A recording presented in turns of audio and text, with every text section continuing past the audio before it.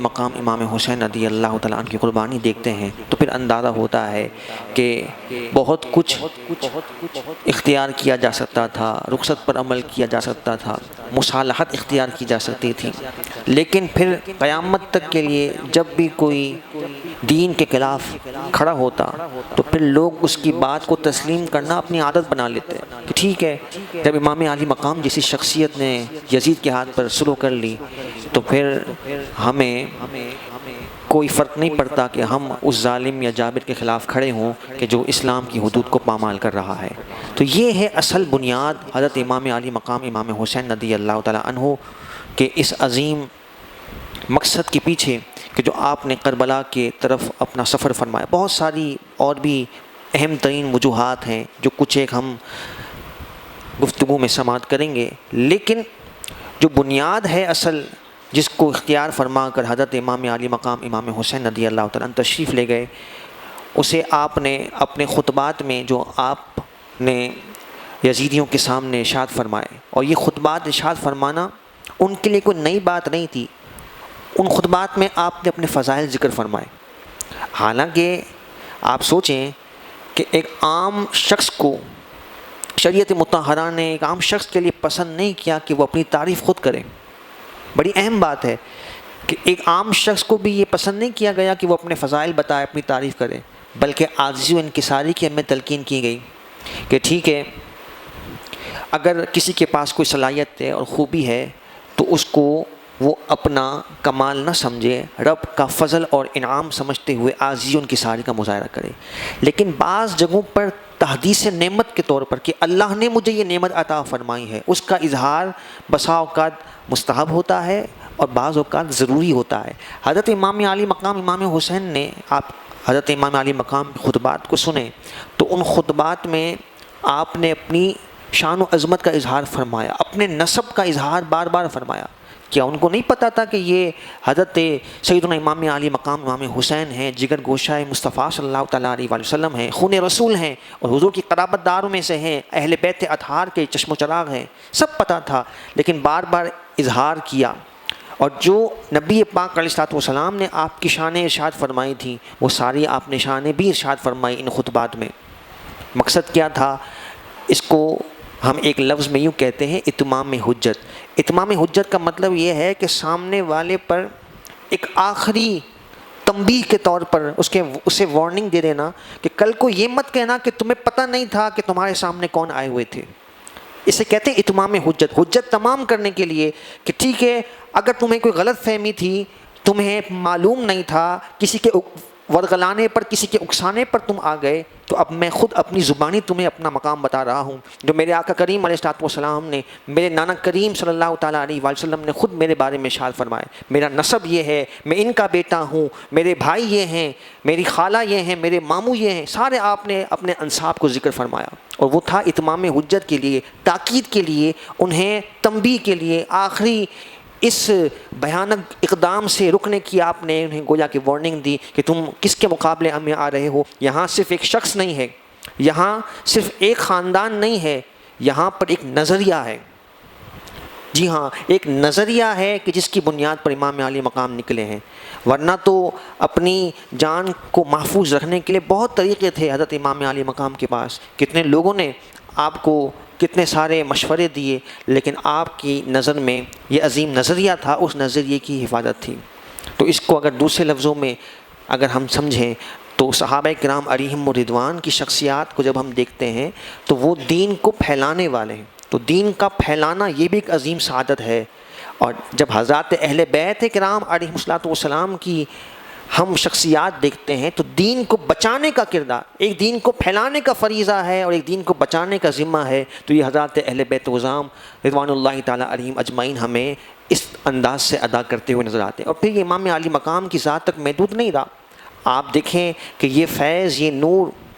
یہ امام علی مقام امام حسین رضی اللہ تعالیٰ عنہ کے خون کا جو اثر ہے، جو آپ کی جرأت و بہادری، آپ کی استقامت ہے، اس کا فیضان نسلوں تک اور آج تک اللہ رب العالمین نے سادات عظام کے مبارک خون میں وہ غیرت ایمانی، حرارت ایمانی رکھی ہے کہ ہر زمانے میں دین کی بقا کے لیے، نمائندگی کے لیے اللہ رب العالمین نے انہیں منتخب فرمایا ہے۔ تو امام عالی مقام نے جو خطبات ارشاد فرمائے،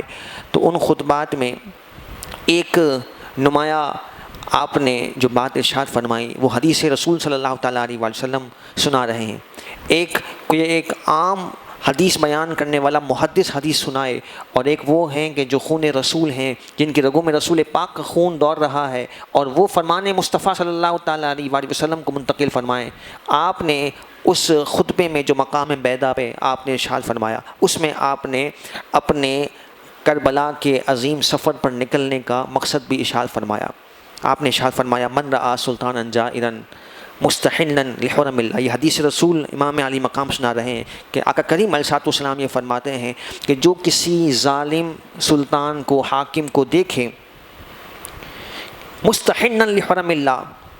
کہ وہ اللہ تعالیٰ کی حدود کو پامال کر رہا ہے، اللہ تعالیٰ کی حرام کردہ چیزوں کو حلال کرا رہا ہے۔ یہی تو سارے کرتوت تھے یزید کے اور اس کے ہم نوا لوگوں کے، کہ وہ عیش و عشرت پر ابھر آئے تھے، شراب کھلے عام پی جا رہی تھی، زنا عام ہو چکا تھا۔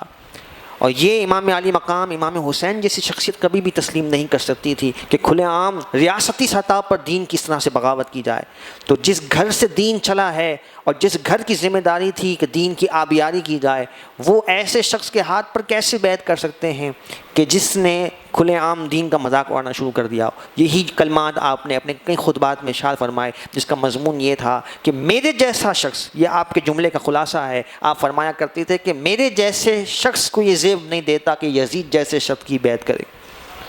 یہ سمجھیے آپ کہ آپ نے یہ نہیں کہا کہ حسین کو یہ زیب نہیں دیتا کہ وہ یزید کی بیعت کرے، آپ اصول ارشاد فرما رہے ہیں کہ جس شخص کا یہ منصب ہو، جس کا یہ عہدہ ہو، جس کی یہ شان ہو، جس کو رسول پاک سے ایسی قرابت حاصل ہو اور دین کی نمائندگی جس کے ذمے ہو، تو پھر اسے یزید جیسے فاسق و فاجر کے ہاتھ پر بیعت کرنا زیب نہیں دیتا، کیونکہ وہ اس کی حمایت ہے۔ بیعت کے معنی یہ ہے کہ اس کی حمایت ہے، اور جب اس کی حمایت کر لی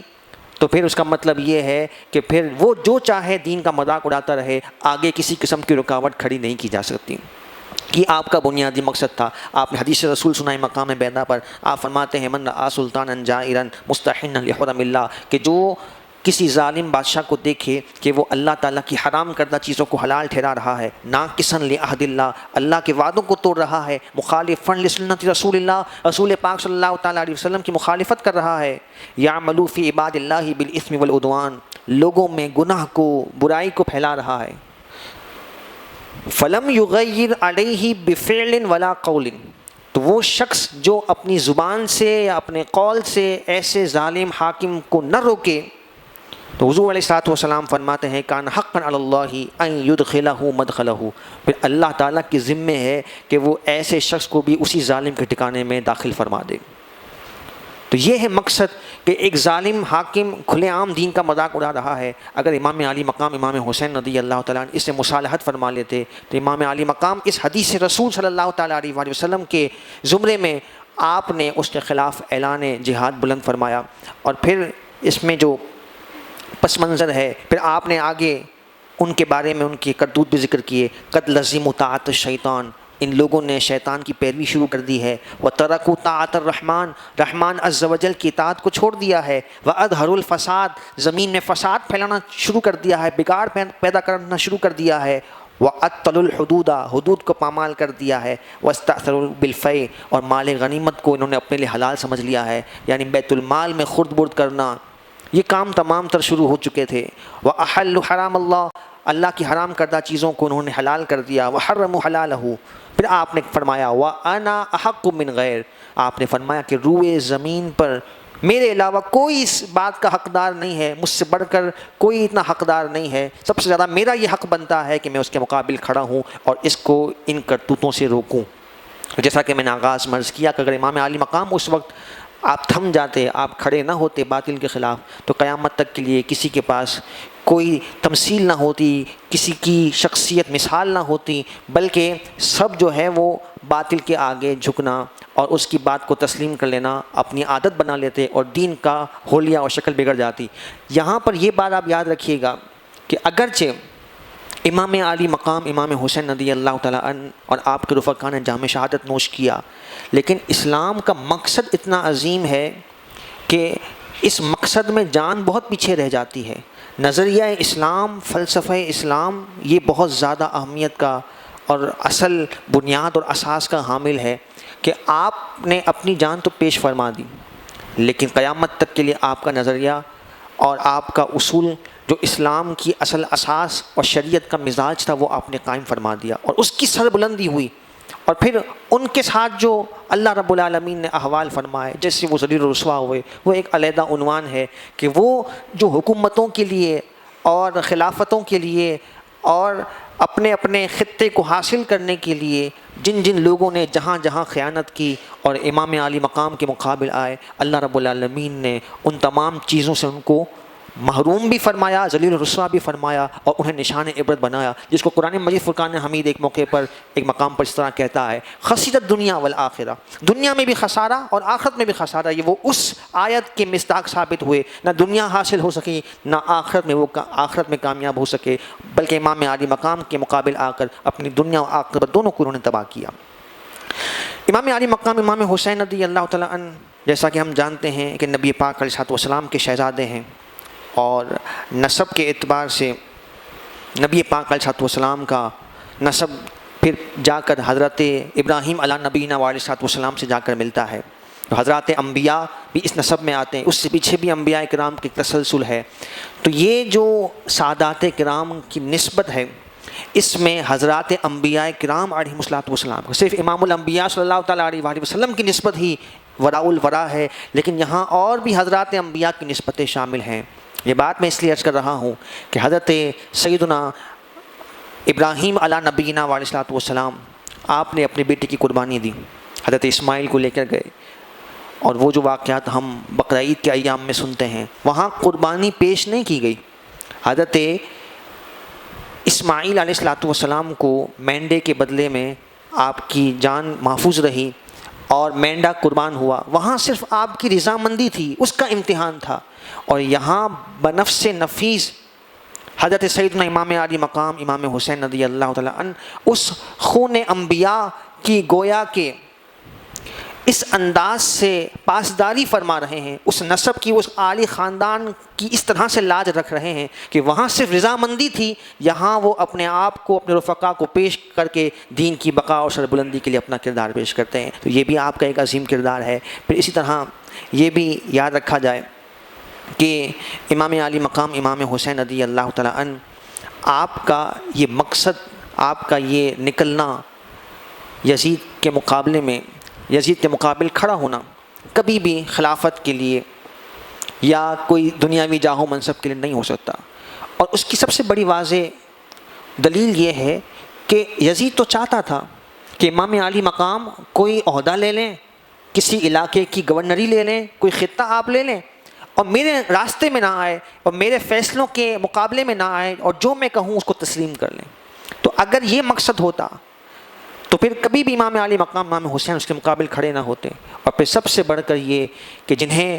نبی پاک علیہ السلام نے جنت کے شہزادے مقرر فرمایا ہو، جنت کی بادشاہ جن کو عطا فرمائی ہو، پھر دنیا کی یہ خلافتیں ان کے لیے کیا حیثیت رکھتی ہیں؟ آپ ہی کے تو برادر اکبر حضرت سیدنا امام حسن مجتبیٰ رضی اللہ تعالیٰ عنہ، آپ ہی نے تو خلافت یہاں منتقل کی تھی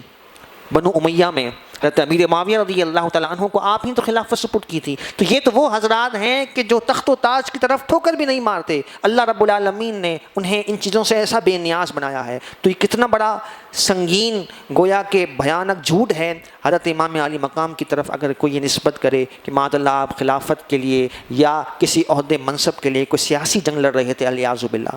تو یہ ان شخصیات کی اتنی بڑی قربانیوں پر دوسرے الفاظ میں کہہ لیجئے کہ پانی پھیرنا ہے کہ انہوں نے پورے خاندان کو، چند رفقا کو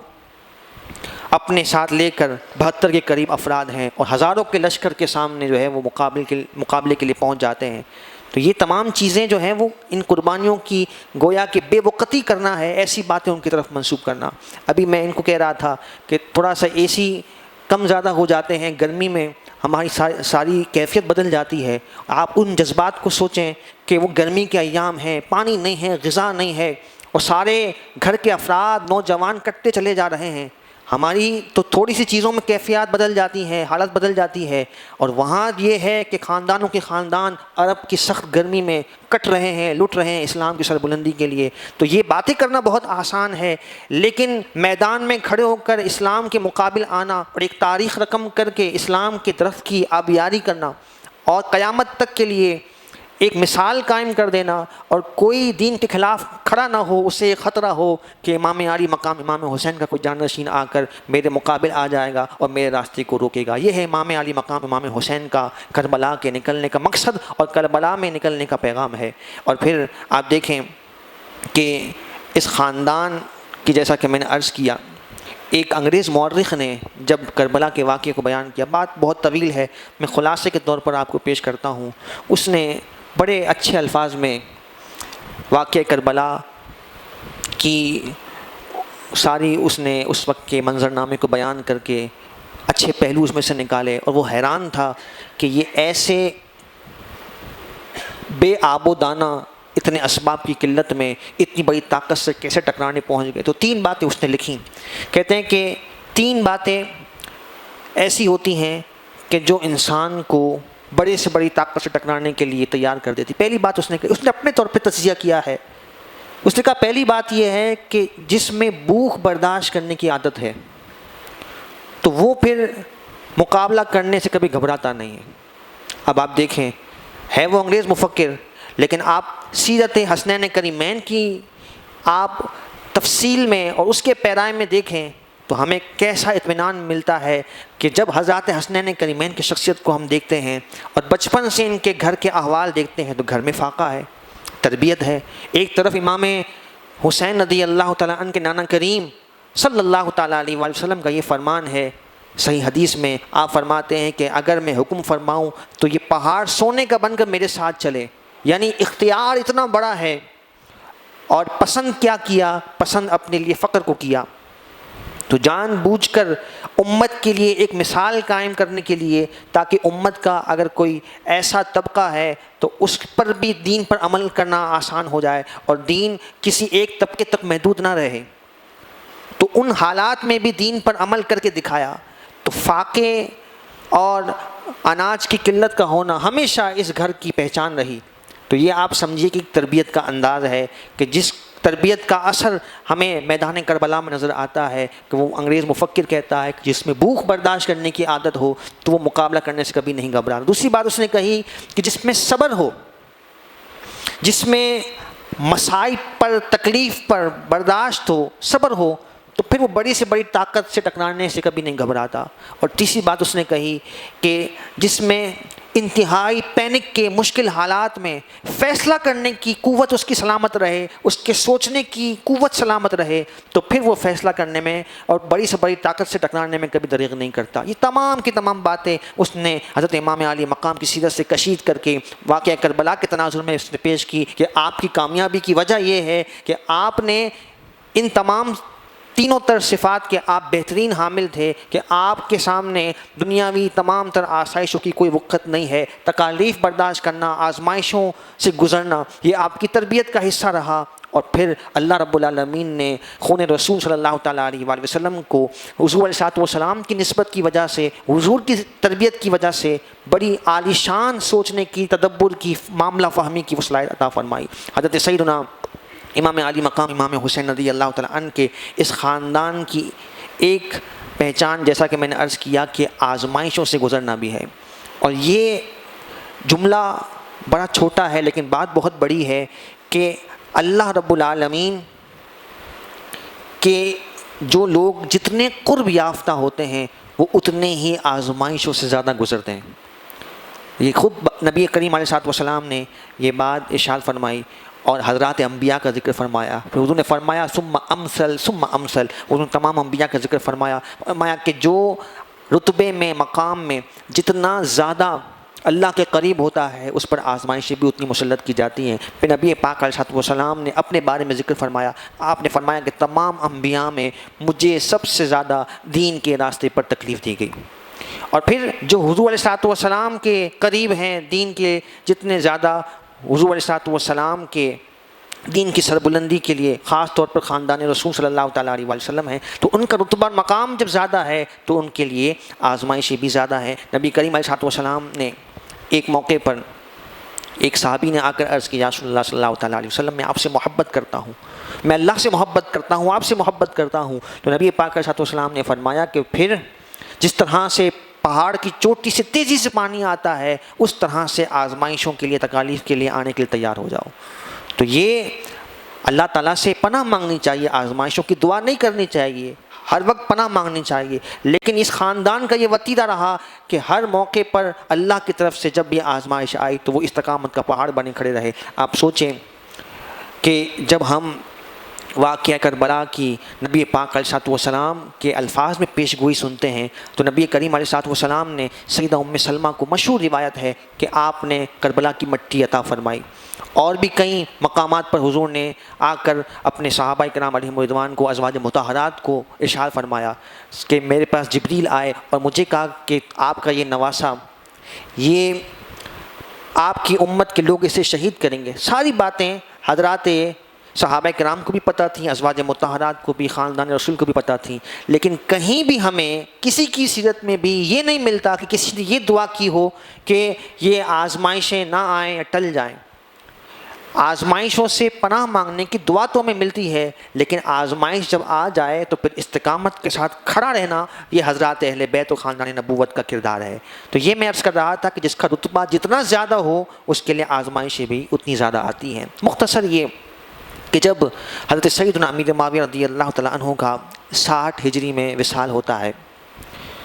تو 60 ہجری میں جب وصال ہوا اس وقت مدینہ منورہ میں ولید بن عقبہ گورنر تھے، اور ولید بن عقبہ کو یزید کی طرف سے پیغام ملتا ہے کہ امیر معاویہ رضی اللہ تعالیٰ عنہ وصال فرما چکے ہیں، اور 3 افراد کے نام اس خط میں تھے، حضرت سیدنا امام علی مقام امام حسین رضی اللہ تعالیٰ عنہ، حضرت سیدنا عبداللہ بن عمر رضی اللہ تعالیٰ عنہ، اور حضرت سیدنا عبداللہ بن زبیر رضی اللہ تعالیٰ عنہ۔ یہ 3 افراد تھے جن کے بارے میں یزید نے باقاعدہ تاکید کی تھی کہ ان سے بیعت لے کر مجھے خط روانہ کیا جائے، یعنی ان 3 افراد کے بارے میں اسے یقین تھا کہ مجھے ان کی طرف سے مخالفت کا سامنا ہو سکتا ہے۔ اب جب خط مدینہ منورہ پہنچا، ولید بن عقبہ سارے معاملے کو سمجھ گیا۔ اب یزید کی بیعت کا جو معاملہ ہے یہ ایسا نازک معاملہ تھا کہ ولید بن عقبہ بھی اس بات کو سمجھتا تھا کہ امام علی مقام کبھی بھی اس کے لیے راضی نہیں ہوں گے، کیونکہ امام علی مقام پر اس کے تمام احوال بالکل واضح تھے، اور آپ یہ کبھی بھی گوارا نہیں کر سکتے تھے کہ ایسے فاسق و فاجر شخص کے ہاتھ میں بیعت کریں۔ ولید بن عقبہ سارے معاملے کو سمجھتا تھا، اس نے رات کے وقت میں حضرت امام علی مقام اور حضرت سیدنا عبداللہ بن زبیر، جو ایک ساتھ ہی حضرت عبداللہ بن عمر رضی اللہ تعالیٰ عنہ، ان دونوں افراد جو مسجد نبوی شریف میں موجود تھے، عبادت میں مشغول تھے، ان دونوں کے پاس ایک ساتھ ہی قاصد آیا، اور اس میں پیغام تھا کہ گورنر مدینہ نے آپ کو طلب کیا ہے۔ حضرت سیدنا عبداللہ بن عمر رضی اللہ تعالیٰ عنہ کہتے ہیں، جو حضرت عمر رضی اللہ تعالیٰ عنہ کے شہزادے ہیں اور صحابی رسول ہیں، کئی غزوات میں انہوں نے شرکت کی ہے، وہ کہتے ہیں کہ تجربہ بھی ہے اور حالات بھی سمجھ آ رہے ہیں۔ وہ کہنے لگے کہ امیر مدینہ کی یہ عادت نہیں ہے کہ وہ اس وقت لوگوں سے ملاقات کریں، اس وقت ہم سے ملاقات کی ہے، اس کا مطلب ملاقات کے لیے طلب کیا ہے، اس کا مطلب حالات سازگار نہیں ہیں۔ حضرت امام علی مقام نے بھی یہی ارشاد فرمایا کہ ایسا لگتا ہے کہ حضرت امیر معاویہ رضی اللہ تعالیٰ عنہ کا وصال ہو گیا ہے۔ اور پھر جب وہ وہاں پہنچے تو اس بات کی تصدیق ہو گئی۔ امام علی مقام امام حسین رضی اللہ تعالیٰ عنہ چند نوجوانوں کو ساتھ لے کر جاتے ہیں گورنر مدینہ سے ملاقات کے لیے، اور آپ نے ان نوجوانوں کو باہر ٹھہرنے کا حکم دیا کہ یہاں کھڑے رہو، میں اندر جا کر تمام احوال کی خبر لیتا ہوں، اور اگر تمہیں کوئی ایسی بات اندیشے والی محسوس ہو تو تم فوراً اندر چلے آنا۔ امام علی مقام اور حضرت سیدنا عبداللہ بن عمر رضی اللہ تعالیٰ عنہ دونوں احباب آگے جاتے ہیں اور گفتگو ہوتی ہے۔ ولید بن عقبہ نے وہ خط پڑھ کر سنایا اور بیعت کا مطالبہ کیا، تو حضرت امام علی مقام نے اس وقت یہ ارشاد فرمایا کہ اگر بیعت لینی ہے تو یہ تو کوئی طریقہ بیعت کا نہیں ہے کہ رات کے اس پہر تنہائی میں بیعت لی جائے، اگر بیعت لینی ہی ہے تو پھر اعلانیہ لی جائے، سب کو بتایا جائے کہ یزید جو ہے وہ اب خلیفہ بن چکا ہے اور خلافت پر متمکن ہو چکا ہے اور اعلانیہ اس کی بیعت لی جائے، آپ نے یہ کلمات کہے، ولید بن عقبہ آگے کچھ نہ کہہ سکا اور آپ پلٹ کر واپس جانے لگے۔ آپ نے فرمایا کہ دن کی روشنی میں سب کو جمع کیا جائے، یہ کہہ کر آپ باہر تشریف لے آئے۔ ساتھ مروان موجود تھا۔ مروان نے کہا کہ یہ تو نے کیا کیا، ان کو قید کر لے یا ان کو معاذ اللہ شہید کر دے، اگر یہ اب تیرے کنٹرول سے نکل گئے تو دوبارہ تو ان پر حاوی نہیں ہو سکے گا۔ تو اس نے کہا کہ کیوں میری دنیا جسارت کرنے کو پسند نہیں کیا، اور اس نے جو ہے وہ امام علی مقام کو جانے دیا۔ امام علی مقام جاتے ہیں، ساری رات آپ شب بیداری کرتے ہیں، سوچ و بچار کرتے ہیں، اور وہ جو سوچنے کی صلاحیت، جو فہم و تدبر آپ کو نصیب ہوا تھا، مشاورت بھی ہوتی ہے۔ حضرت محمد بن حنفیہ، یہ حضرت علی کے ایک بیٹے ہیں جو کہ سیدہ فاطمہ کے علاوہ دوسری زوجہ سے ہیں، محمد بن حنفیہ۔ یہ حنفیہ ان کی والدہ کا نام ہے، اور محمد بن حنفیہ آپ کو اس لیے کہتے ہیں تاکہ یہ فرق رہ سکے کہ یہ سیدہ فاطمہ الزہرا کی بطن سے نہیں بلکہ دوسری زوجہ سے ہیں۔ تو امام علی المرتضیٰ کرم اللہ تعالیٰ وجہہ الکریم کو نبی پاک علیہ السلام کی طرف سے حکم تھا کہ جب تک سیدہ فاطمہ الزہرا حیات ہیں آپ کسی اور سے نکاح نہیں کریں گے۔ جب سیدہ فاطمہ کا نکاح ہو گیا تو آپ نے پھر دوسری ازواج سے نکاح فرمایا، ان سے محمد بن حنفیہ پیدا ہوئے۔ یہ امام علی مقام امام حسین کے بھائی ہیں۔ انہوں نے مشورہ دیا کہ اس وقت جو سب سے بہترین جگہ آپ کے لیے ہے وہ مکہ مکرمہ ہے۔ مکہ مکرمہ میں یہ ہے کہ سادات کرام سے محبت کرنے والے بھی ہیں، آپ چونکہ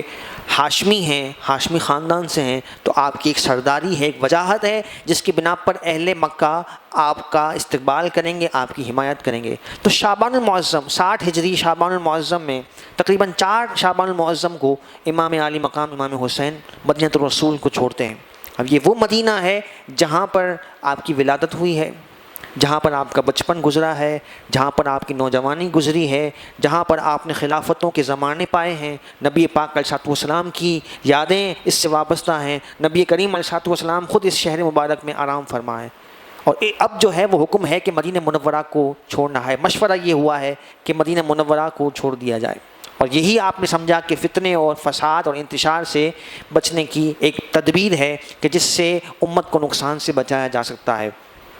تو امام علی مقام امام حسین رضی اللہ تعالیٰ عنہ آپ مدینہ منورہ کو چھوڑتے ہیں، اور ساری رات آپ نبی پاک علیہ السلام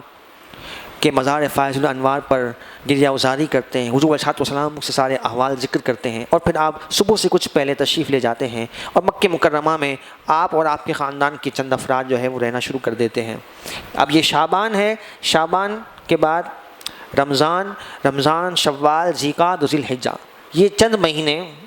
بڑی سکون سے اطمینان سے گزرتے ہیں۔ وہاں جب امام علی مقام پہنچتے ہیں، ظاہر ہے کہ حالات کے سارے بدلتے ہوئے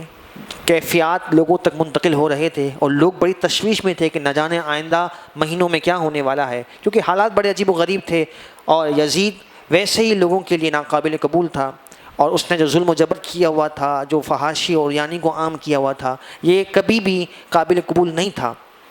اس قرون اولیٰ کے زمانے میں۔ اب جو ہے جب امام علی مقام وہاں پہنچتے ہیں، حضرت سیدنا عبداللہ بن زبیر پہلے ہی وہاں جا چکے تھے، جن 3 افراد میں آپ شامل ہیں جن کی مخالفت کا یزید کو خطرہ تھا۔ جب امام علی مقام وہاں پہنچتے ہیں مکہ مکرمہ میں لوگوں نے بڑا آپ کا استقبال کیا، بڑی آپ کی تکریم کی، اور بڑے سکون سے آپ نے ایام گزارے، اور اس دوران جو ہے وہ خطوط کا سلسلہ جو ہے وہ شروع ہو جاتا ہے۔ یزیدیوں کی جو بھی سازشیں تھیں، جو بھی کرتوت تھے، وہ سارے کے سارے کوفیوں نے ان خطوط میں بیان کرنا شروع کیے، اور یہ ایسی باتیں نہیں تھی کہ امام علی مقام کو نہیں پتہ تھا، لیکن کوفیوں کا مزاج بڑا عجیب رہا، اور حضرت عبداللہ بن متی رضی اللہ تعالیٰ عنہ انہوں نے مدینہ سے مکہ کے سفر میں حضرت امام علی مقام سے خاص طور پر ملاقات کی، اور ان کو سارے احوال سے باخبر کیا، اور ساتھ یہ تنبیہ کی تھی کہ آپ ان حالات میں کوفہ کی طرف نہیں جائیے گا، کوفہ والوں کے پاس نہیں جائیے گا۔ محمد بن حنفیہ نے بھی یہی بات کی تھی کہ اگر مکے میں آپ کو حالات سازگار نہ لگیں اور حالات بدلتے محسوس ہوں تو آپ کہیں بیابان میں، صحراؤں میں نکل جائیے گا، وہیں آپ پناہ لیجیے گا، اور پھر جب حالات بہتری کی طرف آئیں، کیونکہ سب کو امام علی مقام امام حسین رضی اللہ تعالیٰ عنہ کی شخصیت، آپ کی زندگی بڑی پیاری تھی، آپ کی قرابت سے سب کو بڑا پیار تھا، حضور کی نسبت سے آپ کو بڑا پیار و تعلق تھا. کوئی بھی نہیں چاہتا تھا کہ امام علی مقام کو کوئی نقصان پہنچے, اور سب کو یہ پتہ تھا کہ امام علی مقام کبھی بھی یزید کے ہاتھ پر بیعت نہیں کریں گے. تو اس سارے مشوروں کا خلاصہ یہی تھا کہ آپ کوفہ نہیں جائیے گا, اور اگر آپ نے ان سے دور ہی رہنا ہے تو مکے میں رہیں, اور مکے میں بھی حالات اگر بدل جائیں تو ایسی جگہوں پر چلے جائیں کہ جہاں کوئی جان پہچان والا نہ ہو, کہیں فتنے کا فساد کا اندیشہ نہ ہو. بیابان میں, جنگلات میں آپ نکل جائیے, وہاں خیمہ زنی کر کے آپ کچھ حالات کے بدلنے کا انتظار کیجیے. تو جب آپ مکہ مکرمہ پہنچتے ہیں تو کوفیوں کے متعلق میں عرض کر رہا تھا. ایک بات یہاں پر میں رک کر حضرت سیدنا امام حسن مجتبیٰ رضی اللہ تعالیٰ عنہ کے حوالے سے پیش کرتا ہوں کہ امام حسن مجتبیٰ نے جب خلافت حضرت امیر معاویہ رضی اللہ تعالیٰ عنہ کو منتقل فرمائی تھی, گزشتہ درس میں بھی میں نے اس بات کا ذکر کیا تھا. تو حضرت سیدنا امام حسن مجتبیٰ نے جب خلافت حضرت امیر معاویہ رضی اللہ تعالیٰ عنہ کو سپرد فرمائی, تو کچھ عرصے کے بعد کوفیوں کے خطوط آنا شروع ہو گئے, اور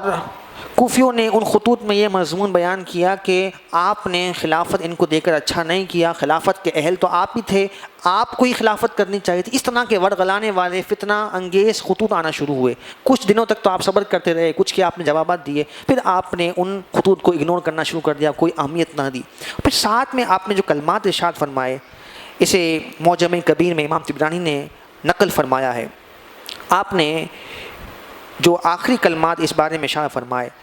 آپ نے فرمایا لست اخشاہم علی نفسی, مجھے ان کوفیوں کا کوئی خطرہ نہیں ہے, مجھے ان سے کوئی سروکار نہیں ہے, ولیکن اخشاہم علی ذالک. آپ نے امام علی مقام امام حسین کی طرف اشارہ کیا, فرمایا مجھے ان کوفیوں سے اس کے بارے میں خطرہ ہے کہ کہیں یہ اس سے نقصان نہ پہنچائیں. یعنی یہ آپ کی نگاہ بصیرت, آپ کی فراست دیکھ رہی تھی کہ یہ کوفی حضرت امام علی مقام کو نقصان پہنچائیں گے.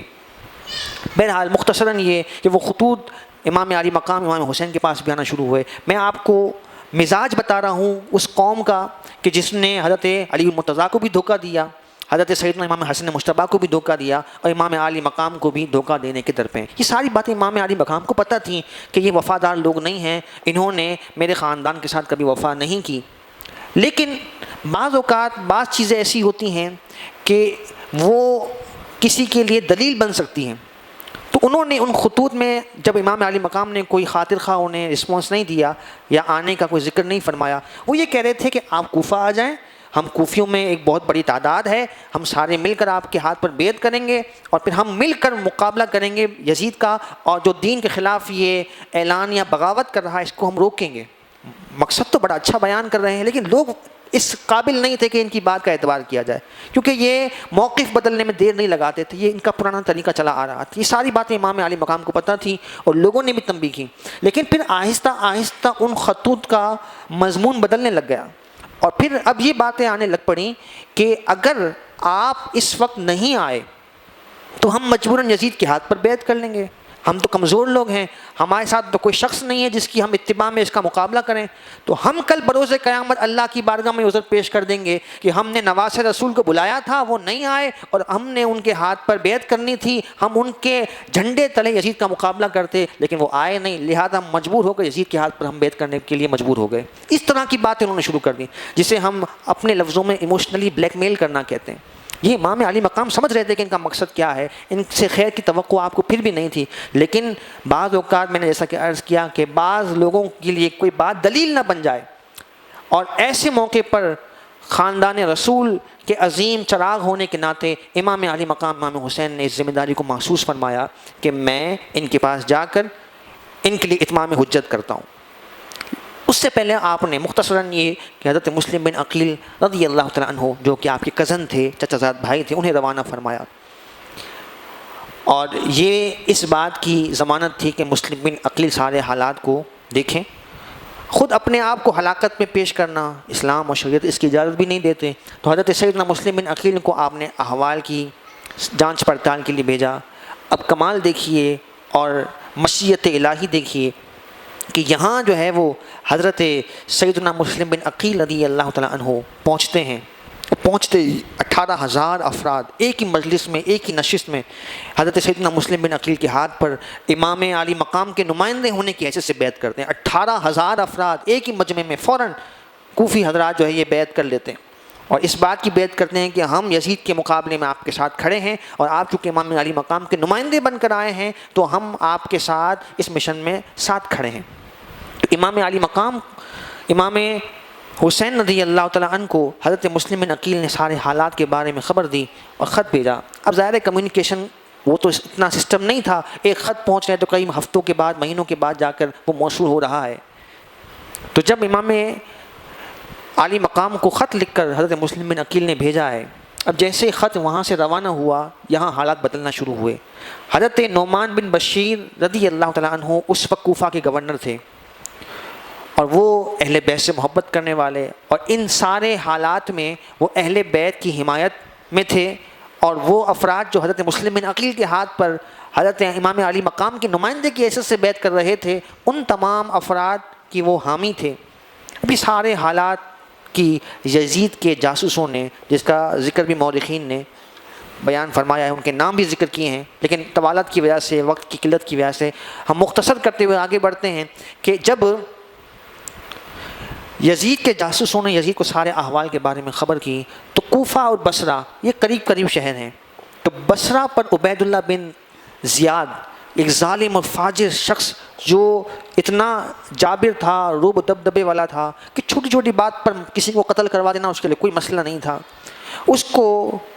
یزید نے خط لکھا اور کہا کہ بصرہ کے ساتھ ساتھ کوفہ کی کمان بھی تم سنبھالو، اور نعمان بن بشیر کو معزول کرو، اور یہ جو حالات بدل رہے ہیں اور کوفہ والے جو امام علی مقام کی حمایت کی باتیں کر رہے ہیں ان کو اس چیز سے روکو۔ اب عبید اللہ بن زیاد جو ہے وہ دھن دھناتا ہوا، پہلے اس نے بصرہ میں چند افراد کو قتل کیا امام علی مقام سے جو محبت کرنے والے تھے، اور اس کا مقصد یہ تھا کہ ایک لوگوں میں دھاگ بیٹھ جائے، ایسا نہ ہو کہ میں یہاں سے کوفہ جاؤں، یہاں بصرہ کے حالات بدل جائیں۔ بصرہ میں اس نے اپنا بھائی نامزد کیا، اپنے بھائی کو گورنری کا نائب بنا کر خود جو ہے وہ کوفہ پہنچا، اور وہاں اس نے ایسی بدبختانہ چال چلی ہے کہ وہاں یہ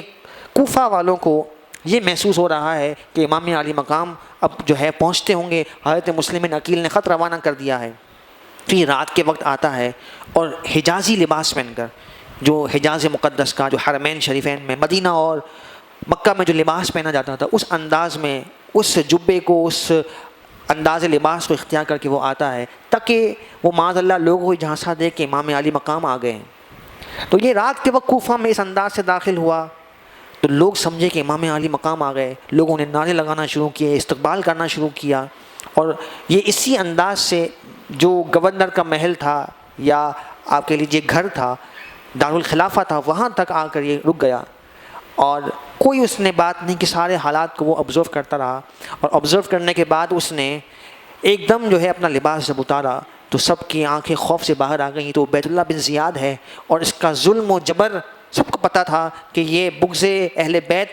اپنے دل میں رکھتا ہے اور بڑا ظالم و جابر شخص ہے، اور ایک خاص مقصد کے لیے اس کو بھیجا گیا ہے۔ تو اس نے نعمان بن بشیر کو معزول کرنے کا پیغام دیا کہ یزید کی جانب سے حکم ہے، اور خود یہ تخت پر، گورنری پر متمکن ہو گیا، اور اس نے وہاں کے حالات بدلنا شروع کیے۔ اور اس موقع پر دو اس کے حربے تھے،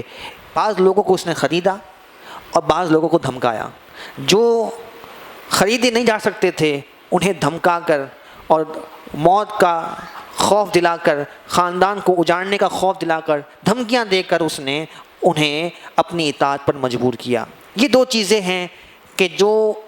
قوموں کی ہلاکت و بربادی کا سبب بنتی ہیں، ایک ہے لالچ، ایک ہے بزدلی۔ جب لالچ ختم ہو جائے اور بزدلی ختم ہو جائے تو پھر سامنے کتنی بڑی بھی طاقت کیوں نہ ہو، جب انسان کو اپنی موت کا خوف نہ ہو، انسان کے دل سے بزدلی نکل جائے، یا کسی مال کے عوض بکنے کا خوف ختم ہو جائے اور مال کی حیثیت اس کے سامنے کوئی نہ رہے، اور وہ لالچ سے مبرہ و بے نیاز ہو جائے، تو پھر اللہ تعالیٰ اسے استقامت کی قوت اور نعمت عطا فرماتا ہے۔ لیکن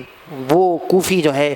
ان دونوں نعمتوں سے محروم تھے، اور اکثر ان میں سے جو ہے وہ بزدلی کا شکار ہوئے اور بہت سارے لالچ کا شکار ہوئے، اور سارے کوفہ کے حالات بدلنا شروع ہوئے۔ اور وہی کوفہ کہ جس نے اتنے شان و شوکت کے ساتھ حضرت سیدنا امام مسلم بن عقیل رضی اللہ تعالیٰ عنہ کو ویلکم کیا تھا، ان کا استقبال کیا تھا، اور آپ نے خطوط لکھ کر انہیں طلب فرمایا تھا امام علی مقام کو، اب جو ہے وہ حالات بدلنا شروع ہوئے۔ اب حضرت مسلم بن عقیل کو اپنی جان کی پرواہ نہیں ہے، انہیں فکر ہے جو امام عالی مقام کی ہے کہ میں انہیں پیغام دے چکا ہوں اور وہ تشریف لانے والے ہیں، کہیں انہیں نقصان نہ پہنچے۔ تو آپ نے قاصد روانہ کرنے کی کوشش بھی کی لیکن پیغام نہ پہنچ سکا۔ بہرحال امام عالی مقام وہاں سے چل پڑے ہیں، اور چلنے کا جو وقت ہے وہ ہے 7 ذی الحجہ، یعنی سارے لوگ مکہ آ رہے ہیں حج کے لیے، اور امام عالی مقام اسلام کی سربلندی کے لیے مکہ چھوڑ کر کوفہ تشریف لے جا رہے ہیں۔ یہ ہے آپ کی قربانی۔ یہ وہ احباب ہیں کہ جنہوں نے کئی حج پیدل کیے ہیں، کعبۃ اللہ سے جو ان کی محبت کا تعلق ہے اور اللہ کی عبادت اور ریاضت کا جو ذوق انہیں میسر ہے، لیکن اب جو ہے دین کی سربلندی کا معاملہ ہے تو اپنے کنبے کے افراد کو تقریباً 70 کے اور 72 کے قریب یہ افراد ہیں، اور یہ افراد جو ہے وہ کوفہ کی طرف بڑھ رہے ہیں۔ راستے میں کئی مقامات پر کچھ اور بھی محبت کرنے والے شامل ہوئے۔ امام عالی مقام نے ہر مقام پر لوگوں کو تلقین فرمائی کہ میں کوئی جنگ کے ارادے سے نہیں جا رہا، اور یہی وجہ ہے کہ اگر امام عالی مقام مقابلے کے لیے جاتے، ابھی تو امام عالی مقام کو یہ بتایا گیا ہے کہ وہاں پہ حالات بہتر ہیں، خط کے ذریعے سے آپ کو یہ پیغام ملا ہے، اور آپ جب چلے ہیں تو اس وقت حالات تو مناسب ہیں، اور آپ کوئی جنگ کے ارادے سے نہیں گئے، نہ کوئی جنگی ساز و سامان ہے، ضرورت کی چیزیں ہیں جو ہر اس وقت کے سفر کرنے والے کے ساتھ تلواریں یا سامان ہوتے، اور جو گھوڑے سواریاں ہوتی، کوئی اضافی کوئی جنگی ساز و سامان تو ہے نہیں، نہ کوئی لشکر ہے۔ اگر امام عالی مقام باقاعدہ جنگ کے ارادے سے جاتے تو پھر مکہ مکرمہ میں آپ کے چاہنے والے ہزاروں لوگ تھے، ان سب کو ساتھ لے کر جاتے۔ تو ساتھ نہ جانے کی وجہ ہی یہی ہے، بہت سارے اہل محبت مکہ میں تھے، بہت سارے مدینہ میں تھے، اگر آپ نے طلب فرماتے اور جنگ کے ارادے سے اگر جانا چاہتے تو بہت سارے لوگ آپ کے ساتھ شامل ہو جاتے اور ہزاروں میں لشکر ترتیب پا جاتا۔ لیکن ابھی امام عالی مقام جو ہے وہ صرف اور صرف اہل کوفہ کے بلانے پر جا رہے ہیں، اور آپ کو ابھی حالات کا پتہ نہیں ہے وہاں حالات کیسے تبدیل ہوئے ہیں۔ آپ راستے میں ہیں، اور راستے میں آپ کو جب آپ آگے بڑھے تو اطلاع مل گئی کہ وہاں حالات بدل چکے ہیں، اور حضرت سیدنا مسلم بن عقیل رضی اللہ تعالیٰ عنہ جو کہ آپ کے چچا زاد ہیں، جو آپ کے کزن ہیں، ان کو شہید کر دیا گیا ہے، جنہیں آپ نے نمائندہ بنا کر بھیجا ہے۔ یہ پہلی شہادت ہے اس واقعے کی حضرت سیدنا مسلم بن عقیل رضی اللہ تعالیٰ عنہ اور آپ کے 2 بچوں کی جو آپ کے ساتھ تھے۔ ان ظالموں نے سب سے پہلے جو ہے وہ حضرت سیدنا مسلم بن عقیل اور آپ کے شہزادوں کو شہید کیا۔ یہ اطلاع آپ کو کوفہ میں داخل ہونے سے پہلے ہی مل چکی تھی، لیکن اب جو ہے اب 2 باتیں امام عالی مقام کے پیش نظر تھیں۔ ایک طریقہ یہ تھا کہ حالات بدل کے واپس پلٹ جائیں، اور یہ مشورہ آپ نے خود اپنے ساتھیوں کو دیا۔ وہ احباب کے جو وہاں موجود تھے ان تمام کو آپ نے اس بات کی اجازت دی کہ جو جانا چاہے یہاں سے جا سکتا ہے، لیکن کون ایسا شخص ہوگا کہ ان حالات میں امام عالی مقام امام حسین کو تنہا چھوڑتا؟ تو یہ سارے لوگ سمجھ گئے تھے کہ اب خطرہ بڑا ہے۔ امام عالی مقام کیوں آگے بڑھے؟ آپ کی نظر جو ہے وہ 2 حکمتیں تھیں، 2 مقاصد تھے۔ ایک تو یہ کہ اب اگر واپس پلٹتے ہیں تو حضرت سیدنا مسلم بن عقیل کو انہوں نے شہید کیا ہے، تو ان کے لیے آپ نے آگے بڑھنا تھا، اور سب سے بڑھ کر وجہ جو سیرت نگاروں نے بیان کی ہے وہ نبی پاک علیہ السلام کا براہ راست آپ کو اشارہ ہوا، آپ کو حکم ہوا کہ آپ نے اب جو ہے پلٹ کر واپس نہیں جانا ہے۔ تو امام عالی مقام سمجھ گئے کہ میری ذات کا معاملہ ہے، اور میرے بارے میں جو وعدے پہلے سے پیش گوئی کے طور پہ بیان کیے جا چکے ہیں، اب وہ وقت آ چکا ہے۔ آپ نے لوگوں کو کہا کہ تم واپس چلے جاؤ، یزیدی میرے خون کے پیاسے ہیں اور مجھے نقصان پہنچانا چاہتے ہیں، لیکن کوئی بھی آپ کو چھوڑ کر نہ گیا۔ امام عالی مقام امام حسین رضی اللہ تعالیٰ عنہ آپ جو ہے وہ آگے بڑھتے چلے جاتے ہیں، اور پھر جیسا کہ میں نے آغاز میں عرض کیا کہ مختصر اگر عرض کیا جائے تو مختلف حالات پیش آئے، مختلف مقامات پر آپ نے لوگوں کو نصیحتیں بھی کی، لوگوں کو اتمام حجت بھی فرمایا، لوگوں کو قائل کرنے کی کوشش بھی کی، دین کی اہمیت سمجھائے، شریعت کے اصول سمجھائے، یزید کے اس طرح سے دین کے خلاف ہرزہ سرائی کرنے اور بغاوت کرنے کے بارے میں بھی لوگوں کو آپ نے مطلع فرمایا، اور پھر اپنے مقصد و مشن کے بارے میں بتایا کہ میرا کوئی ذاتی مقصد نہیں، کوئی میری لالچ نہیں، میرا صرف یہ ہے مقصد کہ اگر انہوں نے مجھے بلایا ہے تو میں حاضر ہوا ہوں۔ وہ سارے کے سارے لوگ جنہوں نے خطوط لکھ کر آپ کو بلایا تھا، اب وہ سامنے کی صفوں میں مخالف سمتوں میں یزید کے حمایتیوں کے طور پہ کھڑے تھے۔ کچھ سلطنت کے لالچی تھے، کچھ ریاست کے لالچی تھے، جن میں عمر بن سعد جیسا بدبخت بھی تھا کہ جو حضرت سعد رضی اللہ تعالیٰ عنہ کا بیٹا ہے، صحابی رسول کا، اور اس کو یزید نے امام علی مقام کے مقابلے میں آنے کے لیے رے کی حکومت کی لالچ دی تھی، اور وہ پہلے تو بڑا سوچ میں مبتلا ہو گیا کہ اتنا بڑا اقدام میں کیسے کر سکتا ہوں اور نواسہ رسول کے مقابلے میں کیسے آؤں. ساری رات وہ بے چین رہا. اس کا بھانجا چھوٹا بچہ تھا, اس نے اسے دیکھا کہ یہ میرے مامے کو کیا ہوا ہے کہ اتنی بے چینی میں وہ یہاں وہاں ٹہل رہا ہے. تو اس نے بچہ ہونے کے باوجود بھی پوچھ لیا کہ تم اتنے پریشان کیوں ہو. تو عمر بن سعد کہتا ہے کہ یزید نے مجھے یہ پیغام بھجوایا ہے اور یہ کہا ہے کہ اگر میں امام علی مقام کے مقابلے میں آ جاؤں تو مجھے رے کی حکومت مل جائے گی. تو وہ بچہ کہنے لگا کہ اس میں سوچنے کی کیا بات ہے, یہ تو بالکل واضح بات ہے کہ امام علی مقام امام حسین کے مقابلے میں اگر تو آیا تو دنیا بھی تباہ ہو جائے گی, آخرت بھی تباہ ہو جائے گی. لیکن اس بدبخت کے آگے صرف دنیاوی مقاصد تھے اور وہ رے کی حکومت کے لالچ میں وہ امام علی مقام کے مقابلے میں آتا ہے. اور کچھ ایسے بھی ہیں جو حر جیسے خوش نصیب ہیں کہ وہ مقابلے میں یزید کی طرف سے آتے ہیں, لیکن امام علی مقام نے جب خطبہ ارشاد فرمایا, اور یہ صرف حر نہیں ہے, اور بھی افراد کا ذکر ملتا ہے کیونکہ حر سردار تھے اور لشکر کی کمانڈ سنبھالے ہوئے تھے, اس لیے ان کا ذکر بطور نمایاں ہمیں ملتا ہے. ان کا نام حر بن یزید تھا, ان کے والد کا نام بھی یزید تھا, وہ کوئی اور یزید تھے, لیکن بہرحال ان کا ذکر خاص اس لیے ملتا ہے کہ وہ ایک لشکر کی کمانڈ کر رہے تھے اور ان کے دل کو اللہ تعالیٰ نے ہدایت پر گامزن کیا اور وہ لشکر سے پلٹ کر امام علی مقام کی صفوں میں شامل ہو جاتے ہیں. اور بھی ایسے افراد ہیں جو گمنام رہے کہ جنہوں نے امام علی مقام پر اپنی جانوں کو نچھاور کیا. امام علی مقام امام حسین رضی اللہ تعالیٰ عنہ, آپ کی جرأت و شجاعت, آپ کی بہادری اور آپ کے خانوادے کے جو افراد ہیں کیسی کیسی شانوں کے حامل ہیں, ان کی سیرتوں کو ہم پڑھیں, ان کے مقام و مرتبے کو پڑھیں اور پھر ان کی قربانیوں کو دیکھیں تو ہمیں اندازہ ہوتا ہے کہ قیامت تک کے لیے کوئی کتنا بھی معزز کیوں نہ ہو, کتنی ہی شان والا کیوں نہ ہو, لیکن امام علی مقام کے خاندان سے بڑھ کر تو نہیں ہے. حضرت علی مرتضیٰ کرم اللہ تعالیٰ وجہہ الکریم کے اتنے بیٹے اس میں شامل ہیں دیگر ازواج سے, اور حضرت امام حسن مجتبیٰ کے بیٹے شامل ہیں, امام علی مقام کے شہزادے شامل ہیں, اور اس خاندان کے ایسے چمکتے دمکتے چہرے ہیں کہ جب دشمنوں کے سامنے آتے ہیں کہ ان کے حسن و جمال کو دیکھ کر, ان کی پارسائی کو دیکھ کر دشمنوں کی تلواریں لرز جاتی ہیں کہ ہم ان کا مقابلہ کیسے کریں. اتنے پاکیزہ چہرے والے, اتنے زہد و تقویٰ والے, ادب والے تھے تو وہ بھی کلمہ گو,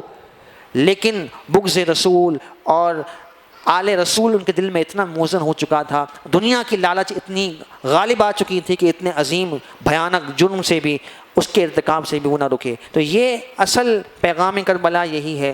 کہ اگر دنیا کی لالچ انسان کے دل میں آ جائے, اگر دنیا کی حرص انسان کے دل میں آ جائے تو پھر وہ صحیح برے کی تمیز چھوڑ دیتا ہے, حلال حرام کی تمیز چھوڑ دیتا ہے. وہ پھر ایک دھن میں ایک ایسے بتکتے ہوئے حریص اور بھیڑیے کی طرح, جس طرح حدیث مبارکہ میں نبی پاک صلی اللہ علیہ وسلم نے فرمایا کہ دنیا کے حریص کی مثال ایسے لالچی بھیڑیے, بھوکے بھیڑیے کی طرح ہے کہ جس سے بھوکے بھیڑیے کو ان بکریوں کے ریوڑ میں چھوڑ دیا جائے کہ جن کا کوئی نگران نہ ہو, کوئی پہرے دار نہ ہو, تو وہ چیر پھاڑ کر دے گا, کسی کو مارے گا, کسی کو کھائے گا, کسی کو قتل کر دے گا, کسی کو زخمی کرے گا. تو یہی حال دنیا کے حریص کا ہے. تو یہ ہے پیغام کربلا. اور پھر امام علی مقام کی شخصیت کے حالات جتنے بھی عجیب و غریب کیوں نہ ہو, امام علی مقام امام حسین جو ہے وہ اپنے نظریے پر قائم و دائم رہے, اصول پر قائم و دائم رہے, دین کی بقا کے لیے قائم و دائم رہے اور دین کی آبیاری کے لیے آپ قائم و دائم رہے. اللہ تبارک و